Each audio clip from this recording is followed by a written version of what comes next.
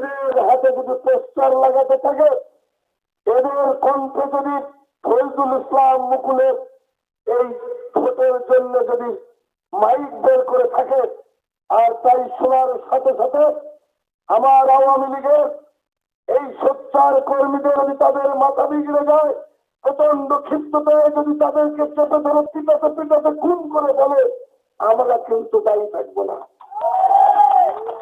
তাই বলতে চাই, যদি পোলিং এজেন্ট হয়ে 23 তারিখের নির্বাচনে যদি ভোট কেন্দ্রে যায় পোলিং এজেন্ট হয়ে, আর আমার শত শত এই কর্মীরা আর দৌড়ে গিয়ে তাকে ধরে যদি পিটাতে পিটাতে যদি তাদের মেরে ফেলে দেয়, আমরা কিন্তু দায়ী থাকবো না।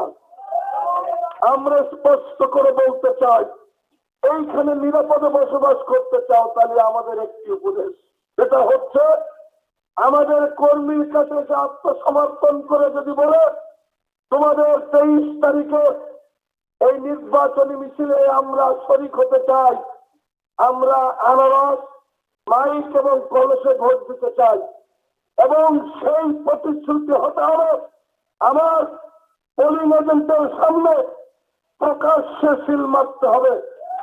আমরা ভেবে দেখতে পারি, আর 23 তারিখে ভোট দেওয়ার নামে যদি কারো খায়েশ হয় ভোট কেন্দ্রে যাওয়ার, আর ভোট কেন্দ্রে যাওয়ার পরে আমাদের কর্মীরা যদি দেখে যদি আবার মটকা গরম হয়ে যায়, আবার যদি ঝাঁপিয়ে পড়ে মারতে মারতে মেরে ফেলে, তাহলে কিন্তু আমরা কিছু বলতে পারবো না, আমরা দায়ী থাকবো না। তাই আপনারা যদি 23 তারিখে আগে এই জনপদ ছেড়ে দিয়ে বাইরে থাকেন, 23 তারিখের পরে এসে যদি আমাদের কর্মীদের সাথে আত্মসমর্পণ করে মিলেমিশে থাকতে চান, আমরা শান্তি চাই, আমরা সেটা বিবেচনা করব।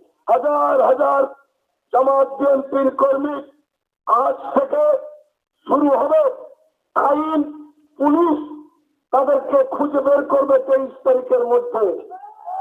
এই খোঁজাখুঁজির হাত থেকে যদি নিজেকে রক্ষা করতে চাও, নিরাপদে নির্বিঘ্নে ছেড়ে দিতে হবে এলাকা, 23 তারিখের পরে আসতে হবে, তাহলে এই জনপদ আর রক্তাক্ত হবে না।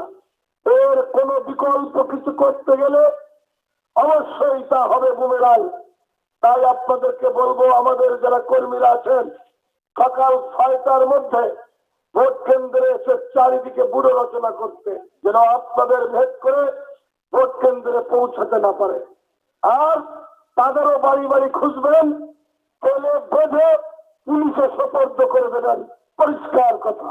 ভোট চাইতে আসলে ওদেরকে ধরে পুলিশে সোপর্দ করে দিতে হবে।